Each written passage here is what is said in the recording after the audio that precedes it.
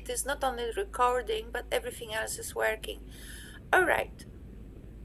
So, welcome, Jeff. Jeff, good to see you, that you finally found us. Did you go to the EMG 609, Jeff, or did you use the link I sent you?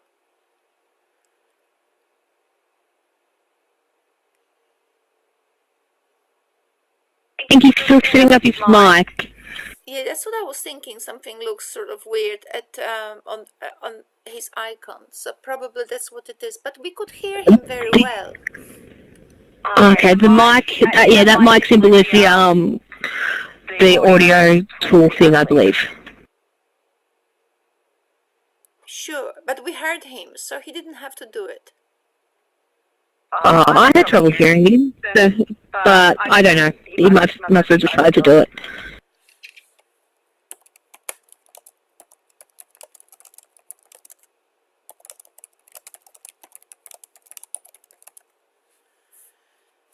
I wish I could type. I really do. All right, Natalie, were you able to do anything over the last week? Not too much. I was thinking about different stuff as well about it, but I haven't done too much on it at this point. All right, so we have James online. So I understand James will not be able to talk. Or will he? Same issues last week? He was not talking last week. Yeah, Jeff? Jeff. Alright, I was just trying to run the wizard on the sound and stuff. No need to. We could Can you hear me okay? Yeah. Oh, good. Okay. All rolling. Yeah, good. Jeff, did you come through the link or did you come through the 609 unit? I came through the online classroom 609. There was a link there when I was, but there wasn't one there earlier on just today when I looked. No, because I just flew in and I had to do some things before I actually settled down. So I put up the link. Look, to tell you the truth, I could have sworn I've done it for the whole semester last week, but for some reason it wasn't showing, so I had to redo it. So when I set up the link, I tell the system that I want it to be repeatable for every week, but for some reason it just didn't save it, so I don't know why. But anyway, I tried to do it today again, so maybe it will be saved for the next few weeks. Okay. Jeff, did you have a chance to watch the video of our last session? Yeah, I did. There wasn't much of the last Monday one. Yes. Yeah, I have. I've seen that video. I've been through the PowerPoint. Oh, good. So the idea is to actually start framing a little bit some of your thoughts so that you can actually run then the things we're doing together also with your mentors, and to make sure that you are set for the next for the whole semester. Okay. So I got, however, some stuff from James, which is really good and really timely. So we might actually look at James' work. That's all good. James, I wasn't sure why you sent me two topics. Can you tell me? You're only doing one unit, I understand. Is that correct or am I wrong? James, why two topics?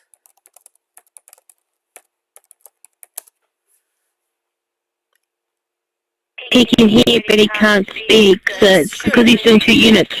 He's doing 2 units. Okay, guys.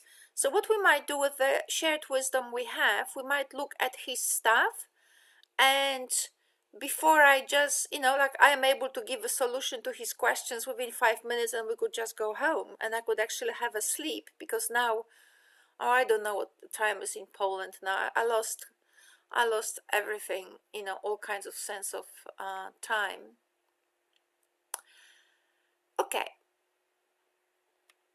So we have so James suggested 2 topics because, as you hear, he has 2 units. So the first thing the first topic, as you might actually read on your screens, and I hope you can. It's 8:30 a.m. Everybody is waking up in Poland. Well, I'm gonna go to sleep. So thank you, Natalie. That was really helpful. So Jordan Peterson is a psychologist, clinical psychologist, and a professor at University of Toronto. He's been coined a controversial person for whatever reason unknown to me, but he also has been coined a 21st century key intellectual. He's changing the way people think, he's changing the youth, he's having an incredible impact on everybody, and especially, it is said, on young people. And males especially, although not exclusively. Anyway, this guy has conducted obviously decades of research, and he draws obviously on research in psychology and also other fields, and I share with James the interest. Well, I've been in intellectual love with Jordan Peterson for many years now, and James shares interest with Jordan Peterson's work. So you may or may not know that IQ scores is a concept from psychology, and according to Jordan Peterson, it's a concept that is pretty firm in the literature. Like he would say, like you have to rely on some things, on some tools, and it's not like IQ is a know-it-all concept and all of that, but he says you have to rely on something in order to actually waddle through life. And he actually has checked research on IQ quite thoroughly. So he's been recently citing and quoting the IQ research, and James is interested in following it up and looking at the correlation between IQ and the job market. Okay, so that's the long story to the short title, IQ and the job market. Now, Jordan Peterson, you'll find on the internet as soon as you start typing the letters JOR. I mean, that's it. He's gonna come up instantly. That's how famous he has become over the last 2 years. So James tried to engage us in his way of thinking about the topic. Now, I would like you first to maybe type for me and also speak, and maybe Jeff first, because Jeff knows my way of thinking less than Natalie. So I'll just ask Jeff first. What do you think, Jeff, framing does? What's framing about? What's the function of framing? As I understand, is to put your thoughts together, the way you're going to approach your topic, where you're going to be looking for information, and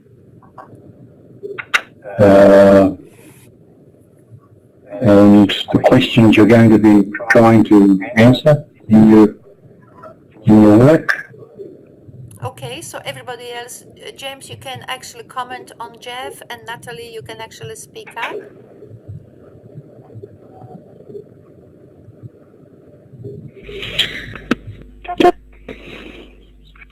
That was that? Well, James agrees. And you? And then I was quickly looking for some information on a topic. But your overall question was asking about framing and that, so I'm sorry, Jeff, I wasn't listening. If you get them. Okay, so Natalie, what's framing about? Framing is developing an idea and structuring it in a way in which you can identify questions for you to answer based on an overarching topic. Yeah, but I think Jeff said something else. You don't just identify questions, you actually identify the approach, the way you will do it. Yes. So I see it Yes. as basically the table. This is what I will look at, and these are the things, right? So I'm not gonna. I will just stop myself from talking now, because otherwise I'll just give you everything I know. So basically, yes, it's an approach from which questions will emerge, and so basically for the 8 weeks that follow afterwards, you do nothing else but just follow what you said in your framing part of the assignment. So that's correct. Now, when we look at, so let me read loudly what James has written, and we will try to actually see what to do with it. So according to Peterson, IQ can be and is used to determine job availability. Now, I think it's an intellectual shortcut, because I don't know what it means. Like job availability, I mean like a person's potential, something like that. If your IQ is too low, there are positions that you are unlikely to be successful at or applying for. IQ or cognitive ability can influence your career pathway. 10% of the US population falls under this umbrella of being unemployable. What does this mean for education, post-secondary school education, university? How can cognitive ability be integrated into education, learning? How can cognitive ability be integrated into education and learning? Let's call it like that.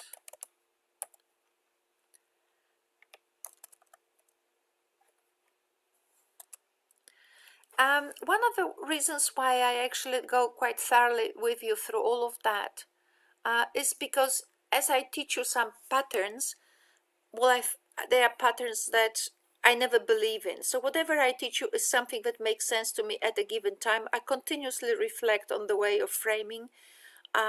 It's an ongoing job, and we've spoken about it last week. So it's an ongoing job, and we're trying to do it the best way we can, but at the same time, it's something that you will learn, and you can then teach others or actually use it yourselves in your future research. So I'm just gonna read also what James has written, though I would say that framing is also about how you choose to interpret your topic. I think that what we will do with the word framing, we will try to actually specify all the variables that Jeff has explained in such detail that the topic and interpretation will be equal, because you don't want to identify a topic and leave it so loose or vague that any interpretation will do, right? So once we actually identify what we will be doing, it is, or it will be, so the topic or whatever, I don't know what's the topic, I don't like the word topic, but let's call it this way. So once we identify in the framing section what we will be doing, that will be our interpretation. So in that sense, yes. James, feel free to keep to write, to type whatever thoughts come to your mind, because we will be reading it. It's hard for you to interrupt otherwise. So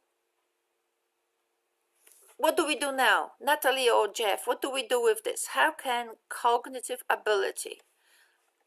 I think that he has written IQ here, so why don't we just write what he has written before, right? If that's what it is, then I don't know what's cognitive ability, so I'm just not going to stick to it. Let's be precise. How can IQ be integrated? How can an IQ score or IQ score be integrated into education and learning? So what do we do with this baby? And yeah, I have two questions in there.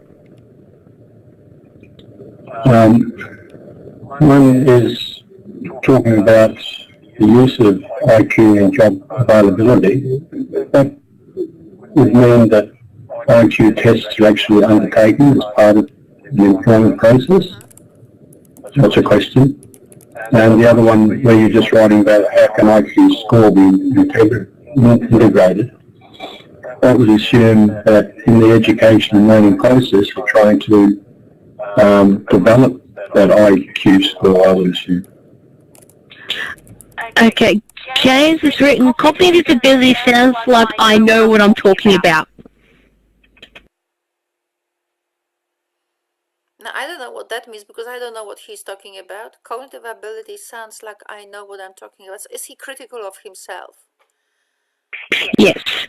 He's cognitive ability so he can actually seem like he knows what he's talking about. Right. So he knows what he's doing. Right. So instantly where I'm leading you, and in a sense that James is helping us a little bit, helping me to actually start opening, like I have covered all the cards, and I'm just now with you trying to uncover some of them, and this is just sort of step one. I don't want to leave. What we want to do is to have nothing vague, right? So cognitive ability is the fancy word that you will see everywhere in education literature. I never know what that means. I also don't know what's cognitive learning. There are lots of terms which are mystery terms that everybody is using. So we'll try to actually keep it all clean. So IQ score, it's something that every clinical psychologist will know what it is, right? Everybody knows, every person who is working with the concept of IQ score knows what it means. So in a sense, that will be easier for once once James works with this concept, it'd be easier for him to actually explain than now pedal through the concept like cognitive ability. As opposed to what ability? Right? Like if this is cognitive, what's the other one? Manual abilities? Are they cognitive? Maybe, maybe not, I don't know. So you divide then the body from the brain, which wouldn't be too bad, but maybe it would. So now you have to actually go into this one and try to create a case. Yeah?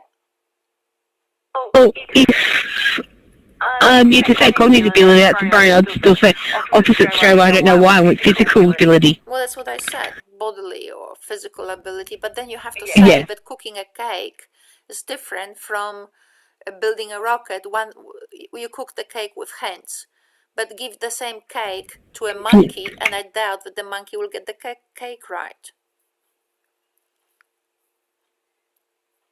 Agreed. So these are sort of things that these are muddly things, and he would have to unmuddle them. If he were to use a cognitive ability. So that's the one thing we have solved.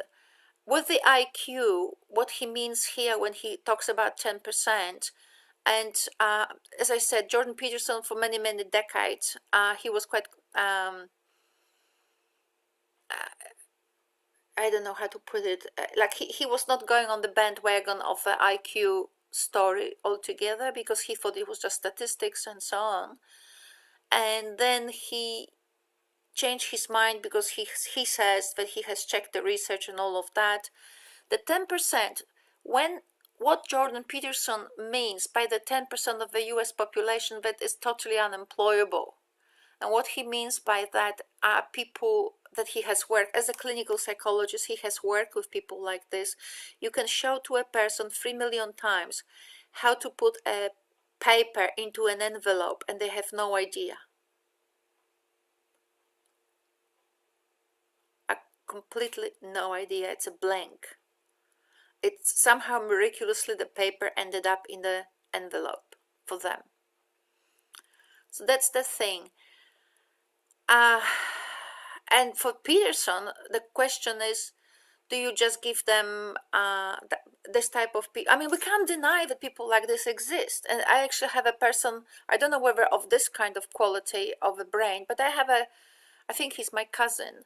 I have a cousin who just when you show to him the differences in a corner of a room, and that the angle, there can be a different angle, wider, short, more narrow. He has no concept. He can't grasp it. He can't grasp the concept of an angle. So there are people who have issues, and we can't deny it. And actually, this boy has found it really difficult to actually, well, he's a man now, to work. And as a result, he has actually got himself entangled in a strange company, because it's really easy to manipulate him, because he just doesn't get it. People can make him do and think whatever they want, and he will just act on it. So there are people like this. We give those people some money to sort of live on. In a sense, how much money? Is that person entitled to having a what is it that I value? I don't know. Do they have the same values as a person like, say, me? Right? Clearly, I can tell the difference between 90%. What is it called? 90. Sorry, guys. I've been speaking Polish now for the last 2 months, and my English has gone down the gurgler. But basically, I can tell the difference between different angles. I can tell lots of, I can distinguish a lot of things and patterns. I can create patterns. So, should I be enabled to earn enough money so I can have a beautiful house? And this boy, can he have a beautiful house? Can he have nice clothes? What are his values?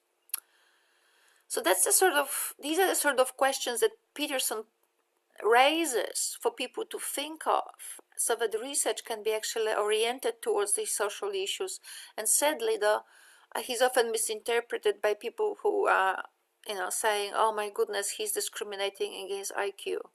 He's just stating some people can't actually put a paper into an envelope. What do you do? And these people need to live and breathe. And, we need to check how they live and breathe today. And we need to check whether it's actually in agreement with their values, what values they have. Are they happy?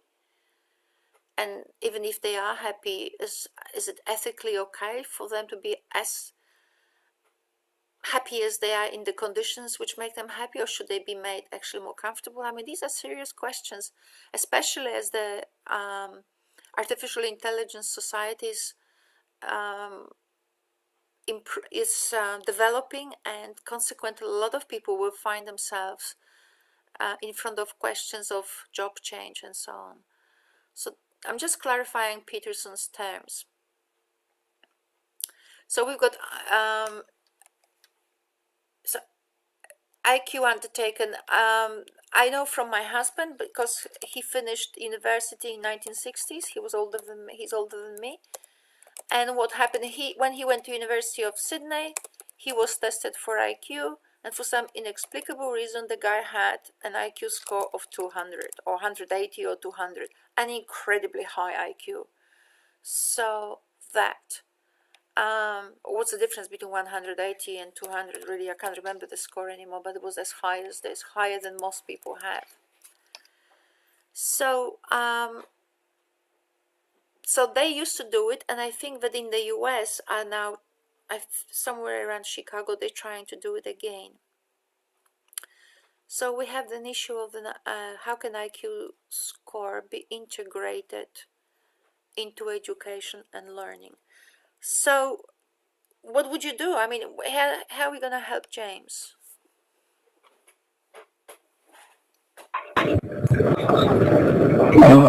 Anya? Yeah. Can you hear me? Yeah. Yeah, no, my question is, in the first instance, where James says can be used to determine job availability, that implies to me that they actually look at persons' IQ in job applications. Yeah, they and do. the bit there about, okay, and then the question that we're at now, how can IQ score be integrated into education and learning? Is that question meaning how can we increase people's IQ score? Well, he never said anything here about that, did he? So what you're saying is something that I made a comment, something similar to what I actually set Yeah, of gems, which is I see that. Yeah, explain IQ, right? He has to explain IQ. So we can't actually have a question yet. So that question here, how can IQ score? It's already assuming that we actually know what that means, right? So just as we didn't know what's cognitive ability, we don't actually know what's the IQ score. It's a number. So we need to actually unravel this. We need to explain what it is. So for example, we can say, how can, and then what's that, right? Be integrated if it means. So for example, be integrated into, so let's leave it like this for a moment. But let me actually insert. Okay, James has just said it's more than that employees determine things like problem solving and unpacking tasks as a part of the job position, and that directly translates into employee capability. Right. But we don't know it yet. He has to actually put it in the question, and it has to be. So when I said here, how can this, and this is an unknown here, he needs to explain what that object is. So before he actually frames the question, he needs to actually explain IQ in a way that is that embraces all complexities that are relevant to the concept of education or employability. Because at this very moment... Okay. Sorry. Yeah. Peterson states that the US Armed Forces have a minimum IQ requirement in their job applications for any position. That's from James. Yeah, I know that. So what? That's not enough.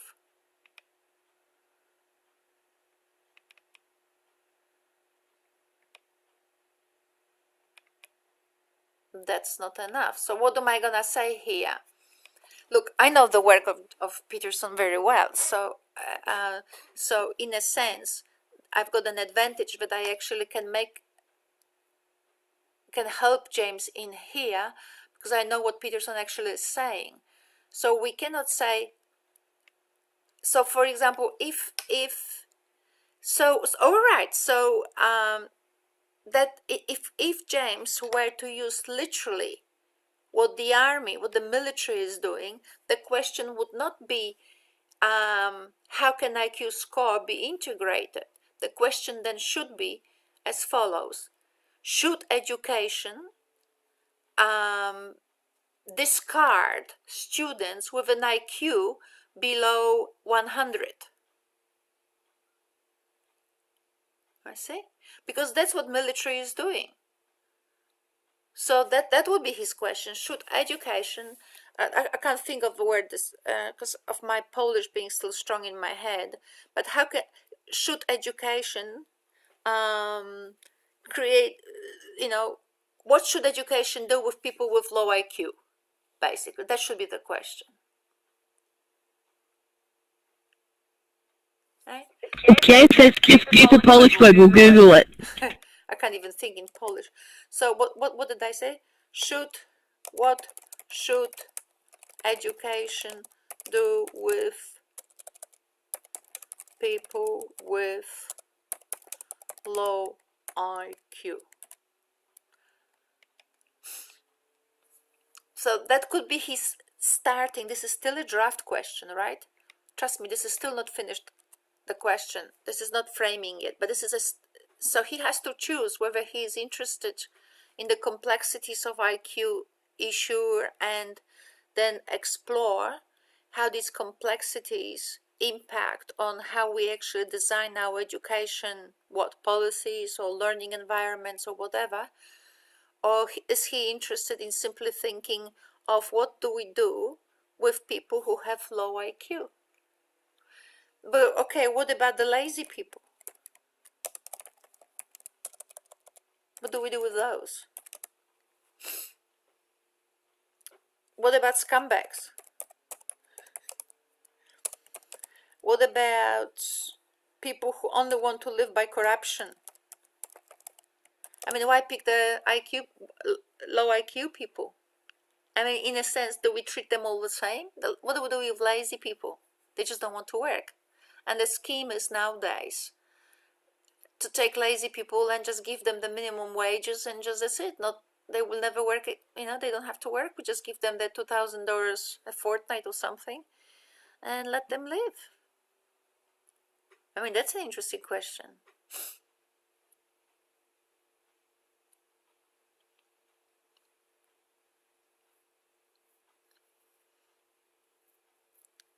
So, James, are you interested in finding out what to do with low IQ people?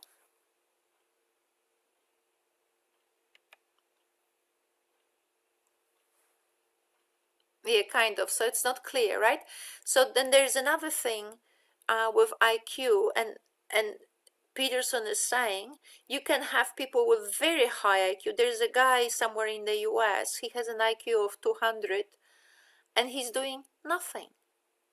I think he's a farmer. He's not actually integrating his IQ into his work in any way that has been portrayed in the mass media as worthy. On the other hand, yes, he's doing stuff, but then he doesn't just have an IQ, right? So I can tell you the story about my husband. My husband is extremely conscientious, and that's another. So you have to look into the research, and I would think that probably to have a shortcut, I would look into Peterson IQ. I would look into Google on anything that Peterson has written on IQ, and you would see that IQ and success correlates with conscientiousness, which means attention to detail and being disciplined. Right? How is IQ correlating with openness? Openness is another personality trait. And so you have to put your intellect into work. So you have to have other personality traits for your IQ to work. So what should education do with people with low IQ? What should education do with people with high IQ, right? It's another thing. Perhaps he's smart enough to realize that farming is a valuable activity. I thought that too, Jeff. I'm just saying that the way mass media has introduced him to people, they didn't actually make a case that he was applying his IQ into anything worthwhile. So that was the show that I watched about him. Okay. Let us play a little bit now. We will investigate. I will investigate. Okay, so in this study, I will investigate blah. So here's a blah, and here's a blah, and here's a blah.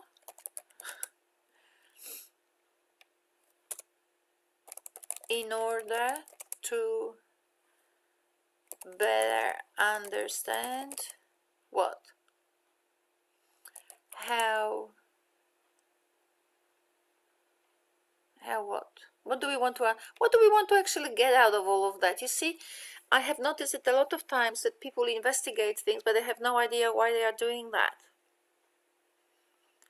So you will see quite often, in fact, abstracts and even PhDs written that people investigate things, but we just don't know why they're doing this. So consequently, because they never say why, we have a mix-up with variables. We don't actually know what variables they are actually integrating into their research and what they are excluding. So, and I'll give you an example that you have already seen work like this, so badly framed. Very often when you study, you are taught to say, for research to identify its limitations, and typically it is not enough people, not enough time, not enough life, not enough money, but very rarely you find a person who actually understood the concept of limitation, and limitation is what you have integrated and what you have excluded, which means limitation is the variables that you looked at, right? What are the variables that you took into consideration and you played with? And you should investigate that quite well, and part of honesty of your research and of a good design is actually identifying the variables you were looking at. And those variables come from two concepts, which is why you're doing what you're doing and also what you will be investigating. On the other hand, on the one hand, we have people that are below average IQ, and on the other, we have a job market which is growing into requiring higher levels of IQ. What can interlink these two topics with an educational context? You're asking me, James, or is this your question for research?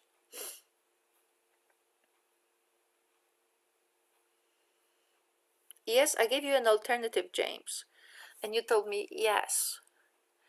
I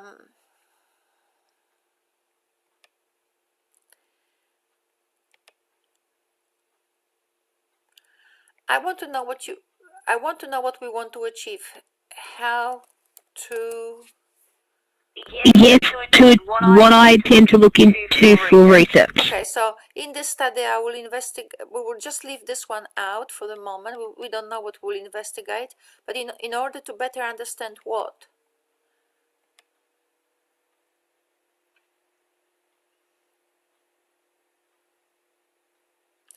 I have a job market which is growing into requiring high levels of what can the interlink between... I'll show you something. The interlink between IQ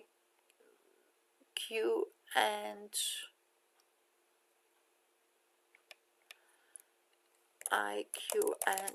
employability.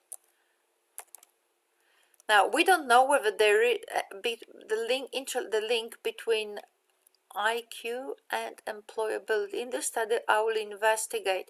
What can he investigate, guys, in order to better understand this?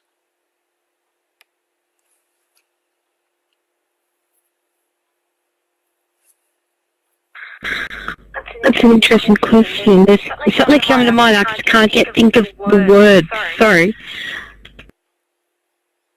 James has written how to shape student education to facilitate the introduction to the workforce.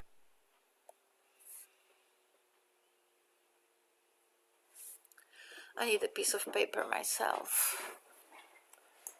It seems to me you're looking to see what role education and learning has to develop IQ to improve employability.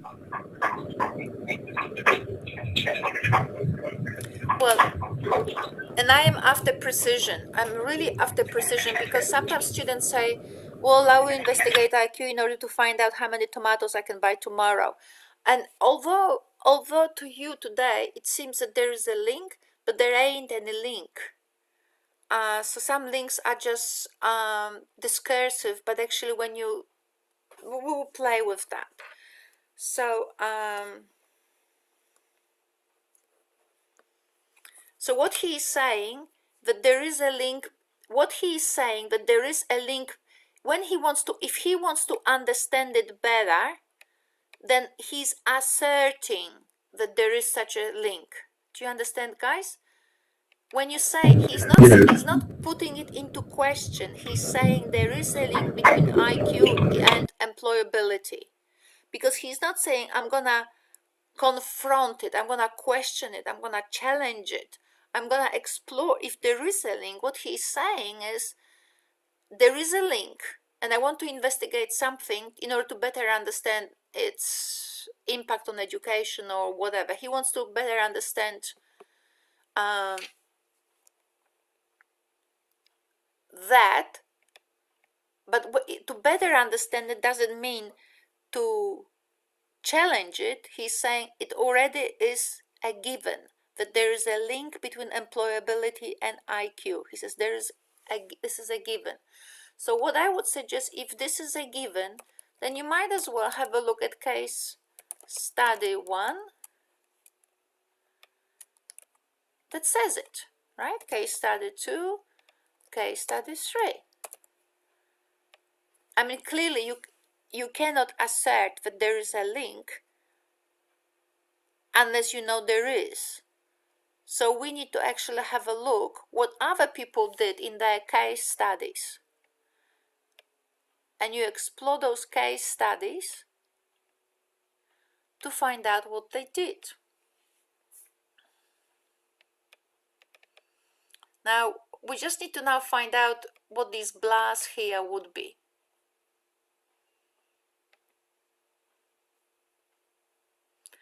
I'll just read, is there a way to boost students' IQ? Well, if you read Peterson, you would know what he's saying, on what the literature says on this one. But it really doesn't matter what he's saying, because you should be able to get it from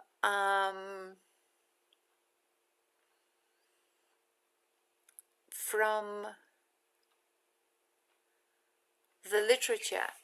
So the literature will actually give you criteria against which you can compare if there was a change or if there can be a change. So when you read case studies or even the literature on IQ and employability, you will find criteria, but they will say to you,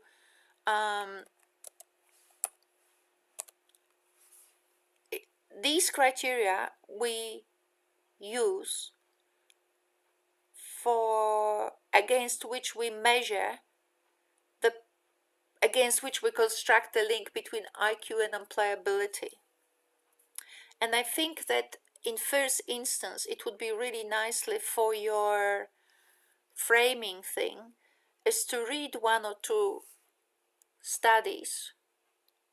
I mean, 1 or 2 will do, because you need to do the reading, some reading, in order to actually frame your study. You can't frame your study from reading nothing, because it's like saying, I want to spend $1 billion on a hadron collider, but I just invented it. I have no idea whether this actually holds water, but it'd be nice to have $2 billion to build one. So you read a couple of case studies and identify criteria in terms of which they construct the relationship between IQ and employability. And that would be the first step, so that we have some variables to play with, so that we can actually be more precise in wording actually what is it that we're doing and how to connect it to education. Because at this very moment we just don't know what that word interlink actually means, right? We just don't know what it means.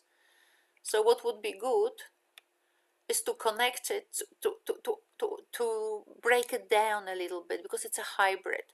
So break it down in terms of criteria. I don't know how many criteria they actually use.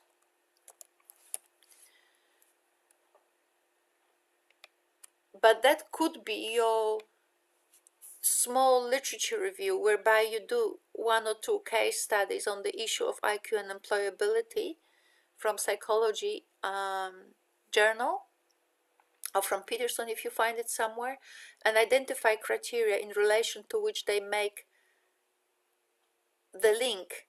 And then we might actually get some things like I don't know. I don't know what kind of criteria they use in order to identify what a person can do, what a person can't do. And that's gonna be some sort of beginning, and it will allow us to get our hands dirty and start creating something, because at this very moment we have no information. We just have some words thrown in.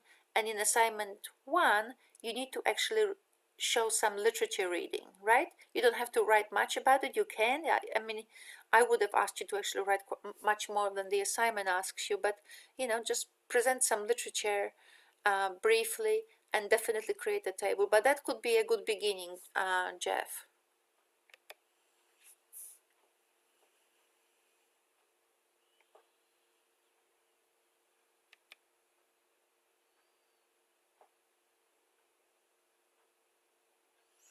Now, James, you've got to be very clear.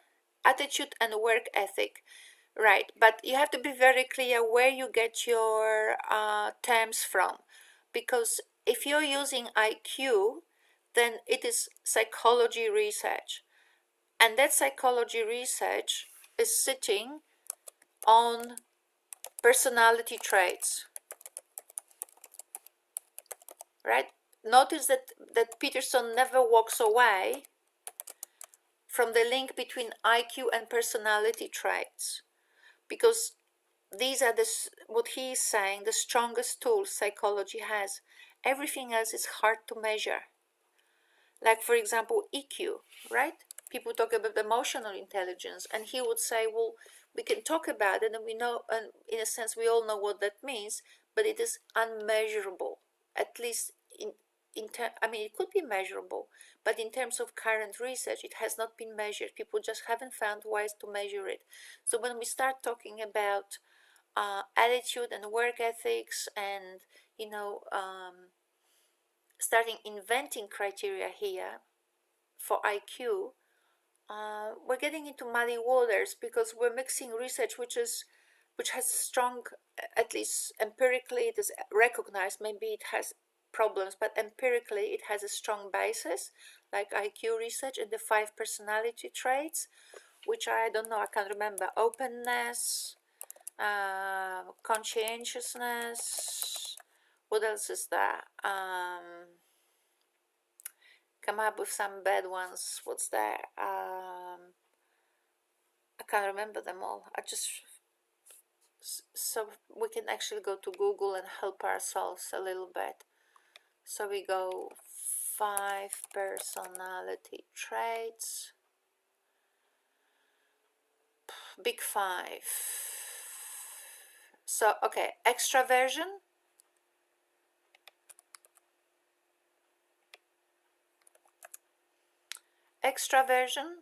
agreeableness, openness, conscientiousness, and neuroticism. Neuroticism is that anxiety, conscientiousness is attention to detail and being diligent and kind of conservative. Openness is a creativity, but not every creativity results in acceptable solutions. Agreeableness, women, right? Women who are lovely, sweet. We wouldn't want to, what do you call it? Wobble the boat? What's the word for it? Anyway, an extraversion, everybody understands. Extraversion thrives in a society, right? Thrives in when people are around. Number 1 person. Can't be alone too long. Perhaps the question could be IQ to what degrees IQ play in determining employability. Yeah, I think that I would leave the question a little bit as it is now, because what the question will be, it will actually come out from the readings.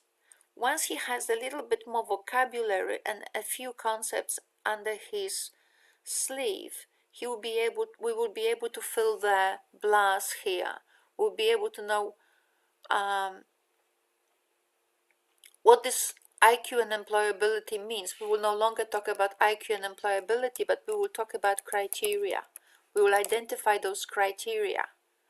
So we will narrow down the study so that he doesn't have to actually write a PhD for an assignment of 5 or 7,000 words, right? We want to actually identify some criteria here, and we want to investigate something that is of relevance maybe to those criteria, right? So we're narrowing down. We want to investigate something in order to better understand how those criteria actually interact together. And then we will connect it to education. So what's in it to education, right? So what's in it for educators? But first I want to actually know what that IQ and employability actually means. These are big words, and you will see that if he doesn't define them now in the framing session, sooner or later he will have to define them and narrow them down, because he cannot for 5 or 7,000 words continuously say IQ employability, because it means nothing. It's like talking about happiness. Between happiness, relationship between employability and happiness. Like, grab that.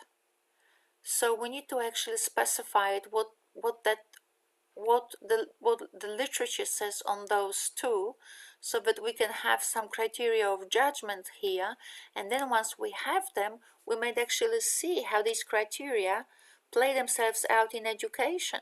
What's in it? Okay, Jane has just written, for example, a hotel clerk requires a degree of flexibility in completing tasks that are largely similar. A marketing consultant needs Just wait, a great degree of I'll read it for myself, for example. Okay, this is response to Jeff anyway. A hotel clerk requires a degree of flexibility in completing tasks. Sure. A marketing consultant. So, conscientious, flexibility. Right. Whatever else you will find in those criteria. Yeah, but none of, okay, so absolutely. But then, something like flexibility could be, that's from Peterson, obviously, but we can have academics at university who are neither conscientious nor flexible, right? And so what I'm saying is, we need to have those qualities here written out. Okay, I strongly suggest we actually write them out. We identify the case study, who is studying, what the study was on. We identify the criteria. We put some meat here, so we can actually identify what kind of criteria we're interested in, and we will see how education actually can cater for these criteria, or can take care of, can emphasize, can create conditions that some of those criteria might be actually emphasized for some people, for some jobs. And it's really hard to plan the future that we don't know, but there's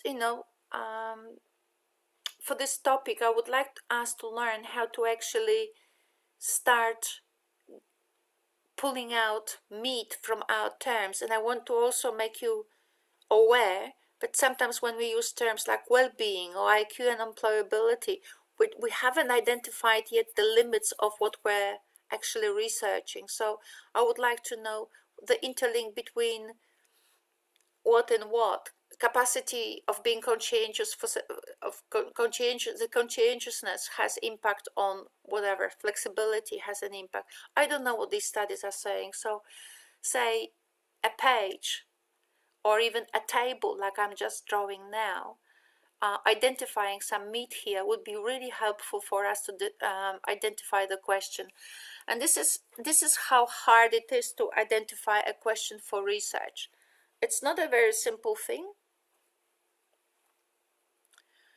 It is a process that requires reading and actually specifying the variables you will be investigating in a way that those variables are not too broad, so that you can actually narrow down your study and play with those small variables. So Jeff, I would say just do some readings, and everybody else, if you're interested in something, just you write it. I will investigate blah in order to achieve what, and then have a look in the literature on what is it that you want to achieve, and write a little bit, like this is a little literature review, right? This is a little literature review whereby you actually identify the criteria that they examined, and you can actually write what they have examined and what they got. And we might actually find maybe not in the literature of psychology, I don't know, but a lot of times in education we might find that people actually may have or may have not been conscientious in their study, and there will be gaps. So it's very good to do a preliminary reading on the concepts that you will be investigating, so that we can actually choose what exactly we will be doing on the basis of those readings, because without readings it's impossible. Just on a tangent, that there is an IQ and employability issue, and certainly there will be problems for education. So but it can't, that wouldn't even, that's too big even for a PhD. So the interlink between what criteria are important. These criteria are important, okay? So I want to investigate something, we'll come up with something so that these criteria are taken into account, right? To give people chances.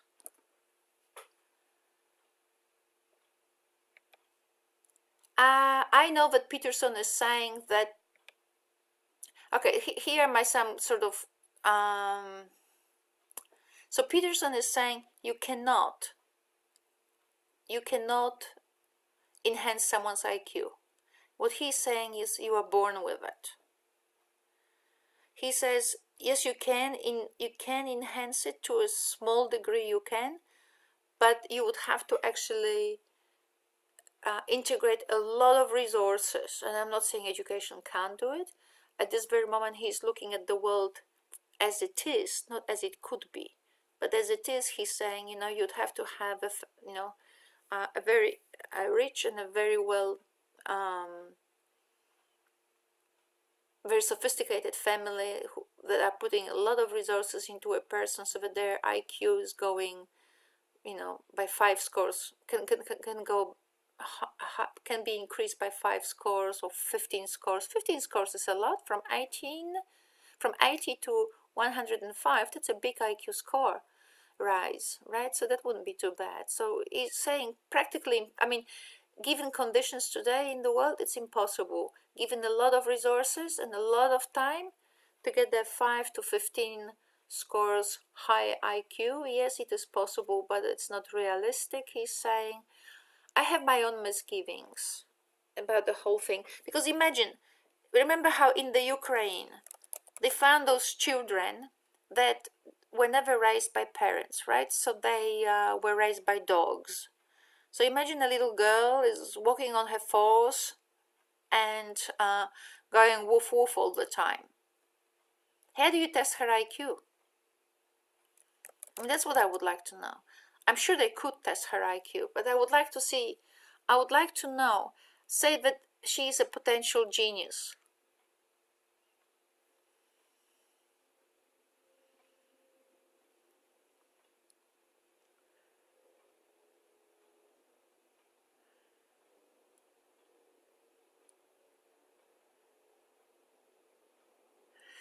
Well, what Peterson would say is the role of education is to impart to you the wealth of our civilization. It is not to improve your IQ. So it's like a painter that never painted, right? If you have a talent to paint, but you've never painted, then you'll never be a painter. So education or conditions of your life might bring out that in you, and will enable you to be to exhibit your best potential. But it doesn't actually say that from a non-painter they will make a world-class painter. That's how they say it. I'm not saying that I believe in all of that, but that's what they say. Well, that would mean in terms of employability, that those other criteria have greater relevance than simply IQ. Is that the case? See, that's what I'm saying. You see, Jeff, it's a perfectly legitimate question. Without readings, we don't know. Just don't know. Okay. Because one person can have a low IQ but can be perfectly able to do some things which are extremely useful.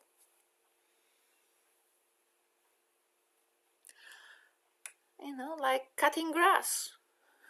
Oh, I don't know. I can't think about it.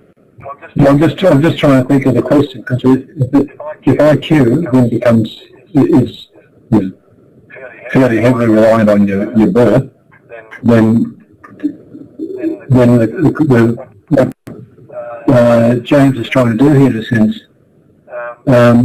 is really, it seems to be limited by other criteria rather than IQ in terms of employability, and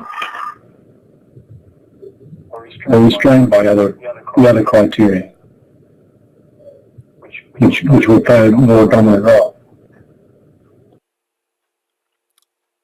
Like you mean some inborn talents?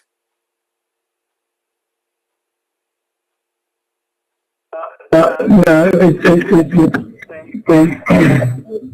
the question that James appears to be looking at is that relationship between IQ and employability, and then what moral education has in doing that. But if IQ is more a function of your birth rather than education, and then I'm wondering,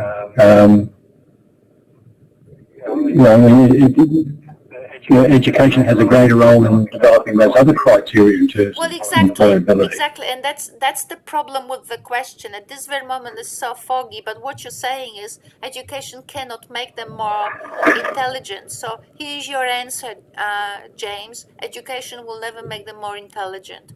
So but education can bring out other things in them. It's not like they are, So that's why we need to actually look into the concept of IQ and employability a little bit closer, so that we can actually frame the question more narrowly, more precisely. Because at this very moment, IQ and employability, people can do what they can do. Here's the relationship. Here it is, Jeff. Here's the answer. People can do what people can do what they can do. That's the relationship between IQ and employability. The question is, what can they do? What can they do? Okay, I get that. So what can they do?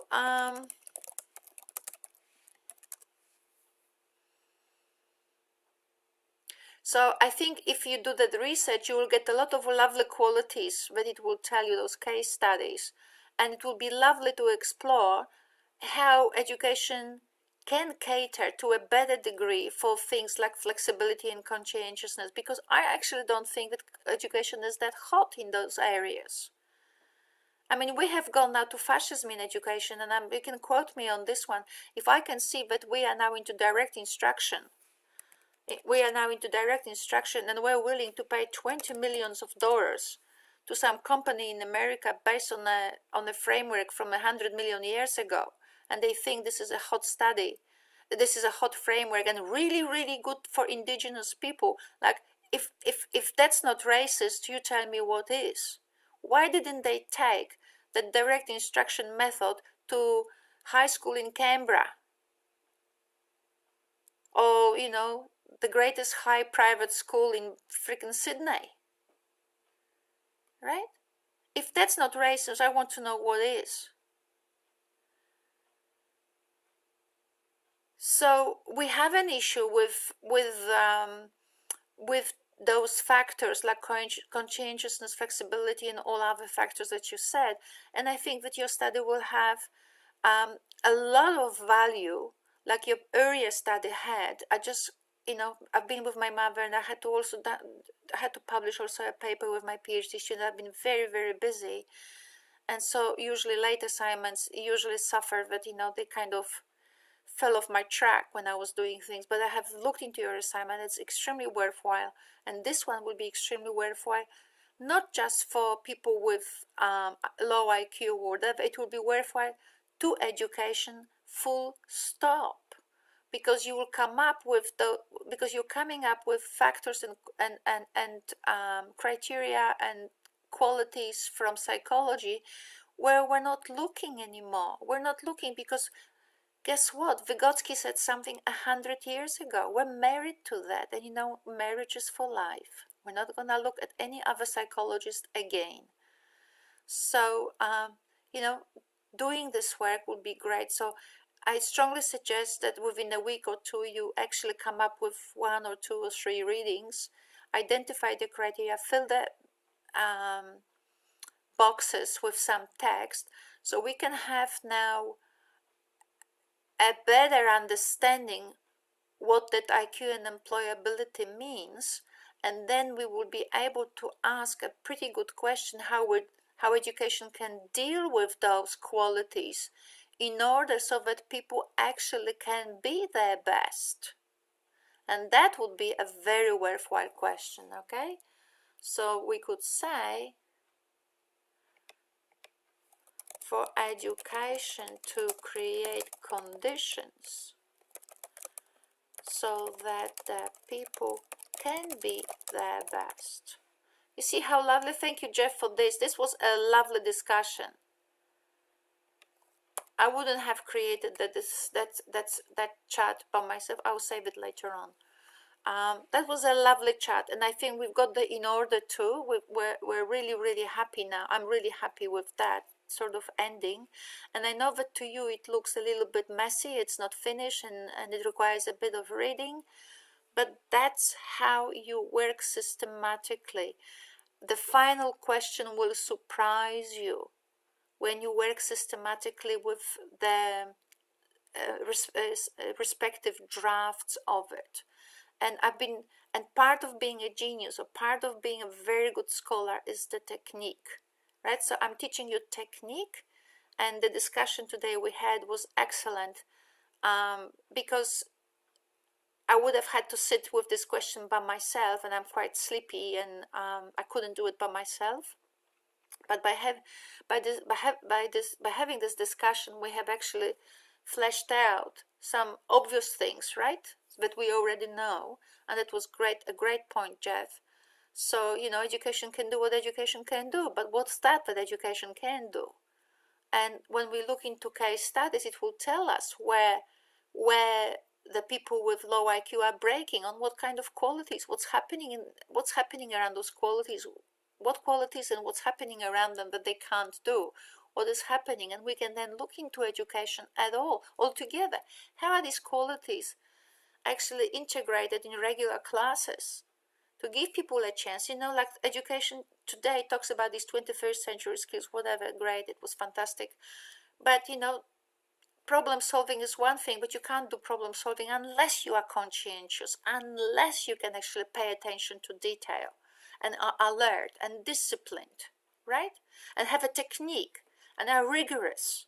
But you can't be just that, because then you won't be creative. So you need an openness as well, which is the other criterion of the 5 big personalities. But I suspect that maybe those IQ studies and employability might actually break down the personality concept like openness into smaller criteria, so that we can actually understand better what dimension the concept of openness has, so that you can put them under your criteria, and we get a pretty good list of that stuff. And that will be amazing, because now we are shifting, thanks to your question, we will be in this discussion, we are shifting now from the simplicity of the 21st century skills into something very precise and based on empirical studies. Here's a PhD here. There is a PhD in this work. And if none of you does it, I will give it to one of my students. Here it is. There's a PhD in this work, and it is groundbreaking. It's extremely exciting. When I opened your work, James, I didn't see a PhD in it. I just told you need to explain something, blah, blah. But, I was between countries and so on. But once we actually have fleshed out it a little bit and identified where we need to look in order to actually make the question of the framing a little bit more precise. And as we've been discussing it, I can tell you there, and I am very experienced at that, right? I've been supervising PhDs since I was 32, and I'm 56. I've been doing PhDs for a long time. I just taught part-time always because I just didn't have to have a full-time job. So, but part-time I worked always with PhDs, and master students. There's a beautiful, groundbreaking PhD here. But anyway, start doing the work, James. And remember, don't go nuts about it. Don't go whatever. Just conscientiously, step by step. Read, write down. The best work is happening when it's conscientious, when it's detailed. So it doesn't have to be big, doesn't have to embrace everything that is there. Just some of it, but in detail, so that we can actually work precisely with those concepts and build it up. Another way to work with it is actually to throw yourself on it and just come up with all the criteria, everything they have, and maybe specify a few boxes inside of this table, but we will see where to from here. But this is a groundbreaking study. This can actually grow. This is just sort of a literature review, but it can go to an extremely groundbreaking study here. And I'm absolutely excited. If anyone takes it, great. If you don't take it, I can swear it to you as I sit, because I've got PhDs lining up. They already admitted they're looking to CDU and they're waiting for scholarships.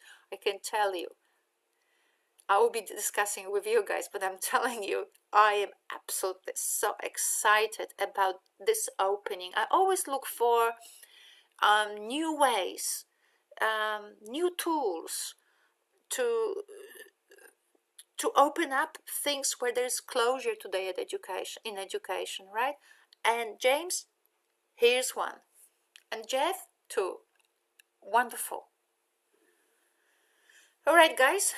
So we might close it for today, because you can take your own work and think about implications of our discussion for your own work, and maybe place. Where can we place it? You know what? I will create on a discussion board. I'm sure there's a discussion board on MediCentral, on MedGL Central. Maybe there we could actually. Where do you think?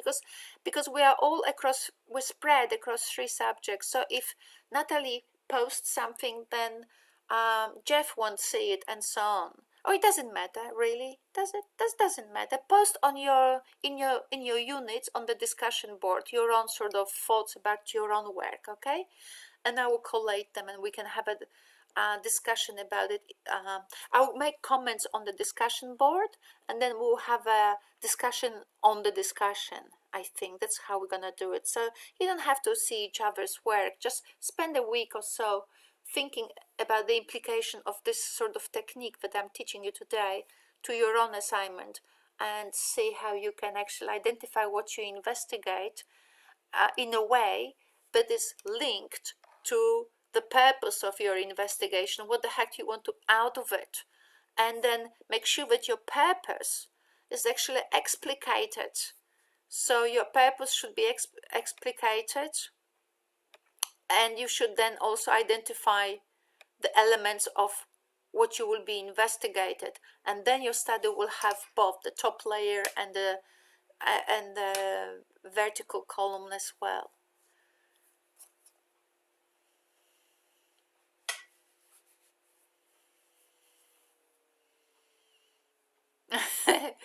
James, it's an extraordinary work. The discussion has been marvelous, and has allowed us to actually see where it's going. You see, but the only way we could see the opening for education from this question was when we actually started breaking it down, right?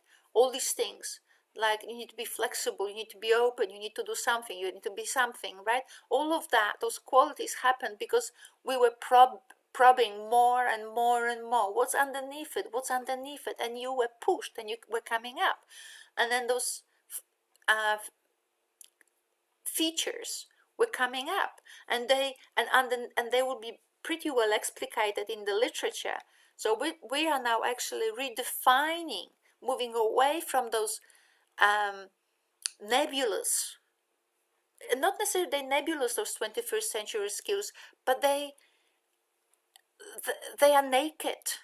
They're not dressed in the kind of criteria that are needed for problem solving to happen, right?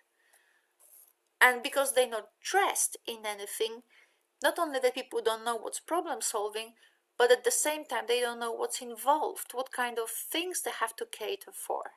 And they don't even understand what it means to have different students. They don't actually think about it, that some students have those personality traits, other people have different personality traits, and how these personality traits need to be worked with in order for particular abilities to be developed. So I think that by breaking down those qualities, we will learn a lot what an environment should have, should cater for.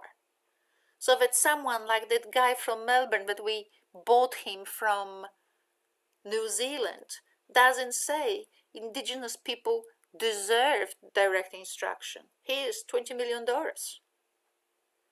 Where did he get that conclusion from? It's not that I saw anywhere.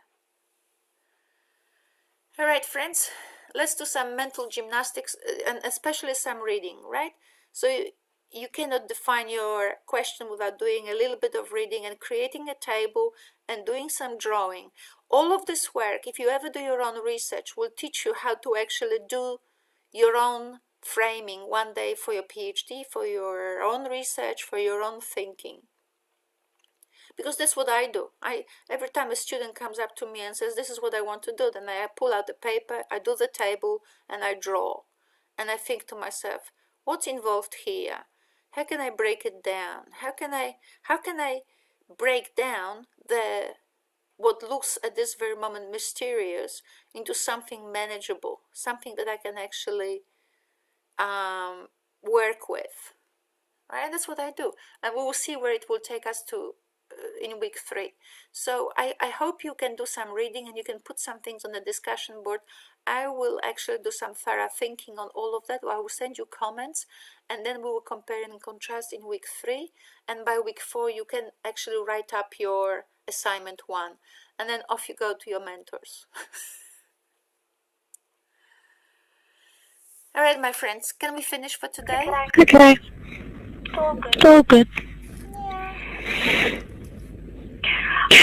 I sent you an email too, by the way, Anya. That's great.